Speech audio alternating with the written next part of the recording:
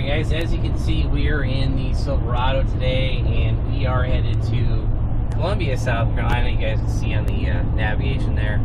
We're a little over an hour away, and you know, in previous videos I talked about some stuff going, some stuff coming. So this video is actually me about getting rid of some stuff. And if you guys can see there, we have got a bed full of Silverado ZR2 wheels. So I put the Silverado wheels up on Facebook probably a couple weeks ago. It hasn't been too terribly long, and we're just trying to get rid of those because, like I've said in past videos, I'm not a big fan of them.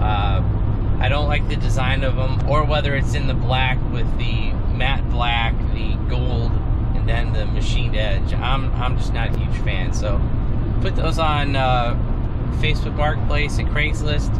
Had a few lowballers on me on Facebook Marketplace, but finally found a guy that really wanted them with the tires and everything. So we're gonna head down to Columbia. All right guys, if you look in the bed, there's nothing in there. So yeah, as you guys can see, the bed is empty, and we sold the ZR2 wheels. Now what's kind of crazy is I actually got full asking price. We hadn't really negotiated much on the wheels, and yeah, no, he really wanted those wheels. The guy had a Avalanche. I think it was a 2007, 2008 Avalanche. It was lifted and all that stuff. But yeah, he'd been looking for these wheels for like over a year. So yeah, I guess my asking price and the fact that I drove just about 2 hours to meet him, we kind of met in the middle. And yeah, I think that may have helped contribute to me actually getting the full asking price. Now guys, the reason I'm kind of shocked about that is the fact that I've been getting really low offers. You know, I got offers for like $800, $1,000, $1,200. I think was the highest, and I got significantly more than that. So yes, I had to drive a couple hours, but that's no big deal. So, but anyway, let's head home and we'll pick this up there. All right, guys. As you can see, we are back home and the wheels are gone. So made a little bit of money on those wheels, and that kind of leads into our sponsor of the video. That would be myself. Basically, just wanted to say, if you guys were interested in picking up some of the used parts that I actually just added this to the website. So if you guys can see here, up at the top, I've got a link over to used auto parts. Then scrolling down throughout the page at the bottom, you can see where I've got another link to used auto parts. Click on that link and that will go to my eBay site. And pretty much anything I put on there is what I've got for sale. Now, I will put things on Marketplace as well. I'm not sure if we're going to update that link to include one for Facebook, one for eBay, but I've been selling on eBay for like 20 years. So I have not had any issues with them. Just they take a big percentage of all your sales. So that's kind of one thing to be worried about. And the other thing with eBay, if I have something bulky like wheels, tires, brakes, something that's super big and super heavy, I will not put that in eBay, just due to the fact I don't want to deal with freight shipping or having to deal with anything that's big and try to have to ship that out. I prefer to sell those local, so those always end up on Marketplace. And if it takes a little bit longer to sell, you know, that's okay. You know, I just don't want to deal with shipping, like I said, with a big bulky item. Now, the reason we are putting all of those parts on eBay is because I've had a number of folks reach out to me saying, hey, do you got anything used off any of your projects? Because as you guys know, you know, we did a blower swap. We did an engine swap on the Corvette. We've swapped wheels and tires on the SS, the truck, the Corvette. We've done brake swaps. So as you guys know, we've just got a lot of those stuff laying around, and I kind of want to turn over some of my inventory and get rid of that stuff. So, and I just wanted to share that with you guys because, like I said, several people in the comments, email, private message, whatever, have reached out to me and are asking for particular parts for sale. So I just wanted to go ahead and share that with everyone. And for the rest of this video, we'll be doing a couple more upgrades to the truck. The first is another chrome delete badge thing. Basically, you guys saw us delete all the badging on the truck, except for the one thing is I didn't delete the front, and that is because when I filmed that last video, you guys actually saw me paint this one, and honestly, guys, it turned out okay. This is the black trim kit that came with those badges. It came out okay, but honestly, guys, wasn't super happy with it because I almost like painted too much red on it, if that makes sense.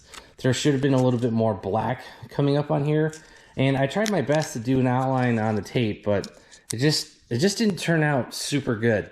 It turned out okay, but then I happened to see this on eBay I think I got this for 20 bucks shipped, something like that. And it is actually laid out the same way as the factory badges. It's a two-piece. If you guys remember from our previous video where we painted that, that is all one single piece that's been painted, you know, in like you know, they taped it off, painted it, or they painted off the black and or the silver and red and then painted the black. You know, that's kind of how they did that. This is actually set up like the bigger badges, so you guys can see it's actually two-piece. So you could actually pop this one out and paint it. I'm not obviously going to do that, but if you wanted to, you really could. So I picked this one up on eBay. We will show you how to get this popped off the front grille. We'll get this one installed. The other one, I might end up putting on the eBay store. Just don't know. And the last thing kind of looks weird because I've got floor mats covering up, but I just didn't want to have to rip off a bunch of shipping labels. But this is a massive box for the truck. And what this is part number 841-84471. And what that is a seal for the back tailgate on the truck. So if you ever use your bed, you drop mulch or anything back there, this little seal is supposed to protect it from rocks, mulch, whatever, getting, you know, falling out underneath your tailgate and down into the wire harness, the spare tire, and all that. So I'll get that opened up in a second, and we'll get the truck backed up, and we'll get both this badge and this tailgate seal installed. So I got the box opened up, and I read the instructions. Guys, this is going to be super simple. So you take out these 6 or 8 screws, and then you can go ahead and install this seal. So like I said, this basically fits between the tailgate and the bed, and as you guys can see, there's a whole bunch of 3M tape on here.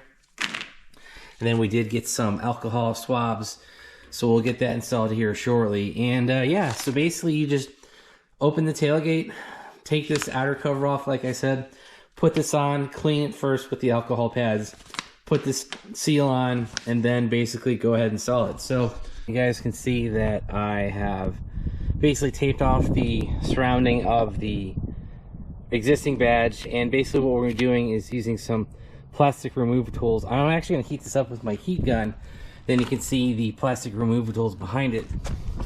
And yeah, we're basically just going to use a combination of heat, get that tool, get it back behind here, back behind the emblem, because all this is held in is with some double-sided tape. And heat prying, and obviously you don't want to screw up the paint around it. Make sure it's protected, and this should pop off. So I did get the factory badge off, and unfortunately it left a crap ton of glue, you know, that 3M double-sided tape on the back side of it. So, and then what I couldn't get, I actually got the rest off with a rag and some gasoline, actually paper towel and some gasoline. And I just went in and cleaned it and got all the gunk off, and then I've gone ahead and cleaned this off with quick detailer. So, all right, so we've kind of roughly stuck it on there. The alignment pins just pushed right in. And let's just go ahead, make sure this is fully seated. And there you go, pretty simple install. All we had to do was just make sure we got all of that surface clean, cleaned it off. Quick detail, like I said, gasoline, heat, the rubber wheel, and we are done on the front install. You can see we have a bed full of parts, and we got our seal that we're putting in. We got the back part of the tailgate, and then underneath that are all of the T20 screws. I think there's like 10 of them, kind of like I said. Just use my Milwaukee ratchet, got all those pulled off, and we're good to go. So that seal, kind of like I was saying, is basically going to plug in here and here over on the driver's side. And I think the way we're going to want it to install this, I think we're going to want it to go underneath the slip of the bed. Alright guys, so these instructions kind of suck. They're not super specific, but I think the goal you're trying to get is get the spacer under the lip of the bed like we showed you earlier. I've already cleaned this off with the rubbing alcohol. Used one of the pads. I removed the backing for the double-sided tape, and I actually have already adhered the main part of this. I think what we're trying to do now is get these corners underneath the rest of the bed and then stick that down. So I've lifted the bed tailgate up a little bit, and I'm going to go ahead take this tape off and then press it down. I think that's how we're supposed to do this, because if you guys can see it right now, the way we have it, it's not exactly lined up the way it should be, if that makes sense. So, all right, so for this corner does not really want to stick. It's 40 degrees outside. So, kind of secret to this is take the tape off the corner. There's a little piece right here. Take that off, press it down. I held it in for like 20 seconds, but like I said, it's really cold today. Then I went ahead and grabbed the back liner and put this bolt in right here, and that actually screwed it back down. I heard the tape actually stick now that we have this corner nice and tightened. So we go ahead and do the same over here, and basically what that is, it's just reinforcing that the seal will stick against the tailgate. So we got the rest of the back liner installed, and kind of like I was trying to reinforce earlier is by tightening down these two corners, you know, the passenger and driver side, basically what that is, it's sandwiching that seal between the sheet metal, the seal itself, and then put this liner on top of it so it kind of encompasses. So as you can see, there's no gap now with this seal in place. If you guys had gravel, if you guys had mulch or whatever, you know, that stuff could potentially fall in between the tailgate and the bed and get jammed. So now with this little rubber seal on there, that will no longer happen. And there you guys go. We made some room in the shop. We got rid of those wheels. We got that front badge installed, and we got that rear seal installed. So just a couple parts I've had laying around. That seal, I'll be honest guys, probably ordered that almost 2 years ago, and just never had an opportunity to really install it. Now it's installed. That took, I don't know, 20 minutes. And so yeah, that's gonna be it for today's video. If you guys enjoyed it, hit that like button. If you guys want to help support the channel, check out all the links down below. Make sure you check out the links. We'll give you the part number for the GM kit for that rear seal. We'll give you a item number for the front badge. Like I said, I got that on eBay. And also make sure you check out our website, BonecrrusherSS.com. Now featuring all the used parts from the channel. Anything you guys can pick up there goes right back into the channel. The projects, the truck, the Corvette, the SS, and all that. So thanks guys. Have a great one.